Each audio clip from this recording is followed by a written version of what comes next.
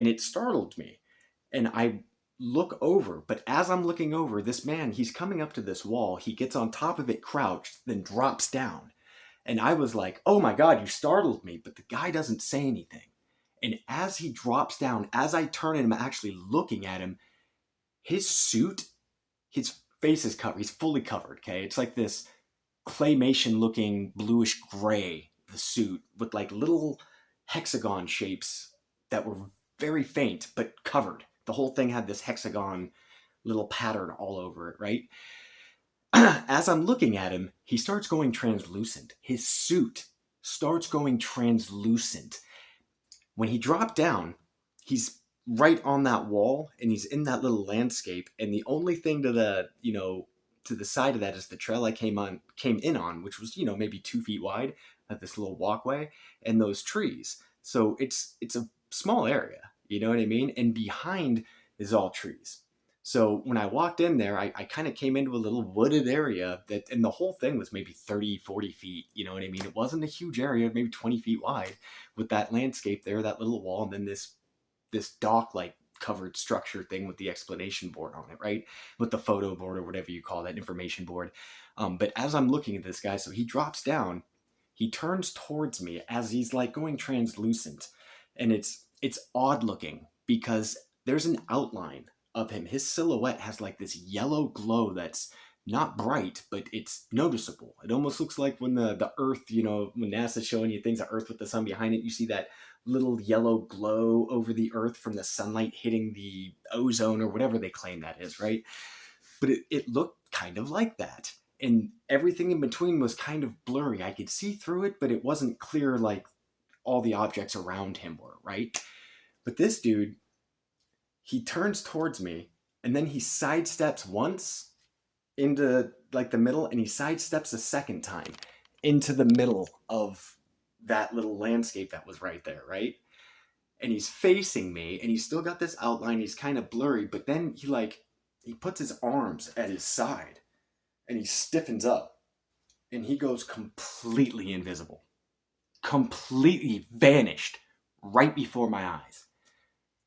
My heart, my whole body reacted in that second. I freaked out, but I wasn't moving. I was in shock. And my first thought was my dog, right? And so I turned back because my dog was behind me to call my dog. Its name was Bolt. And I'm like, Bolt. And I noticed that he's not there. And I heard his little tag. And I look up. He's running. He's running. He's got his tail between his legs.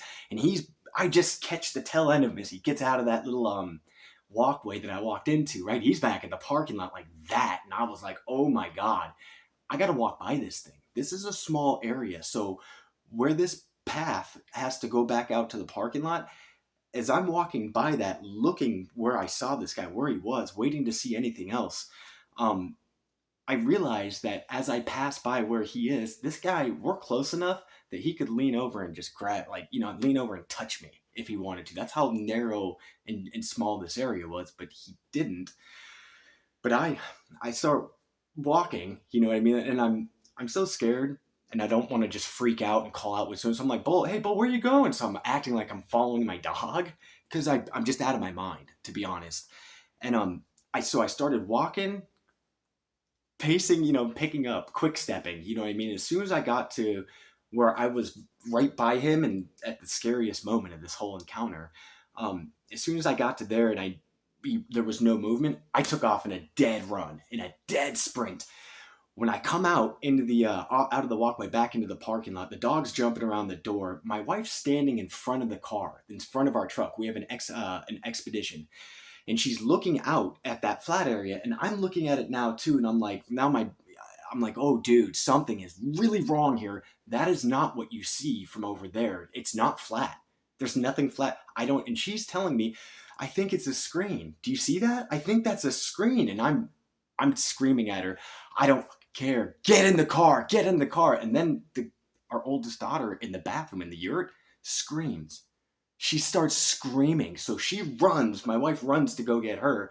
And I'm like in a full panic now. I'm like, oh no. So I get in the truck and I'm backing it up towards the yurt so they can get out and just get in. And they come running out. She gets in, the daughter's in an absolute panic, right? I don't fully know what's going on with her, But as soon as my wife closes her door, I'm still watching that trail, waiting for this translucent figure, when he's moving with the outline to come out of there. He doesn't, thank God. But to get out of there, it snakes. The road snakes back up to the hill to drive out of there. And as soon as I got in the car, I book it, dude. I've never gone up a snake hill like that in my life. We get back up on the road, and the road changes. When we drove in, I'm telling you, there's only one road going in. And we came, as far as we knew, back out on that road. Coming in, it was like dirt, dusty dirt all the way through. Now we're leaving, it's wider and it's graveled. Like, I'm literally drifting around corners. I'm in an expedition with my whole family, scared to death, doing like 60 on these gravel roads, just sliding everywhere. But we drove into this place to get there and had all these experiences. It took us like 3 hours. I drove us out of there at 60 on these roads. I mean, flying way faster than I should have been. Got out of there in like 20 minutes. It made no sense. As we're driving out, I'm still just freaking out. I'm trying to scream at my wife and tell her what I saw. And as I'm telling her, the guy disappeared. The daughter in the back, the oldest one, she's saying, that's what I saw. That's what I saw. She said that she went into that bathroom, sat down, and then while she was peeing, a translucent figure moved in the corner. I was like, oh my God. What I think happened, in hindsight, was we interrupted a bathroom break. There's some kind of military out there doing something, and they were taking turns at this yurt. So there's a guy in there that was supposed to be using the bathroom when our daughter just walks in on him. He's like, oh, what the hell? They probably don't expect anybody here. And I think the other guy that came up that I saw that ended up going all translucent on me, I think he was next, right? That's my best guess for what was going on there, because the guy that was in the yurt, he would have been in there when we pulled in there. He was already in there, right? So anyway, we get out of there, get back home, and I end up calling this in and talking about it on a podcast called Monsters Among Us. It's like season 6, episode 3 or something like that. I don't know. It's on my channel too. But my point is that there was a lot of speculation on that story about what it could have been, you know what I mean? And we're 10 years later, and I'm telling you, for all my understanding of the world, it was a man. It was a man that was just a little taller than me, a little skinnier, military build, broad shoulders. It was a man. Everything about it was a man. And he was wearing a suit that could disappear right in front of your eyes. Like, it was harder to see when he wasn't moving. Like, I couldn't see nothing. There was no distortion. He was gone when he stopped moving. But when he was moving, there's some distortion to that suit. The movement creates something. The light doesn't quite work right because there was an outline around him that didn't disappear until he stopped moving. When he stopped moving, everything disappeared, right? So I'm just saying that I'm saying this to tell you that when the shit hits the fan, we're not just looking for things coming from the sky or, military or armies in the traditional sense that we see them. They could move into our city 300, 400, 500,000 strong wearing these suits, and we wouldn't even see them move in the middle of the night. We'd have no clue. They could be positioned all around us the next morning in the daylight, not moving, and we wouldn't know until all hell broke loose. And then you wouldn't see people. You would see these translucent light being things, you know what I mean, running around, and you wouldn't think those were people. You're going to think those are something else. So keep that in mind. If you do run into something like that, shoot it, kill it, and take its suit, because it's something a man can wear. I don't know how they activate it, but I'm sure if we get our hands on a few of them, we'll figure it out.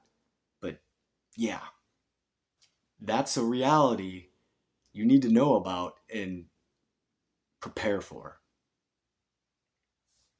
This was in Idaho, the Pend Oreille area, the lake just below it in that national forest. It all happened in that. It's not huge, but there's something going on there, and I witnessed it firsthand. All right.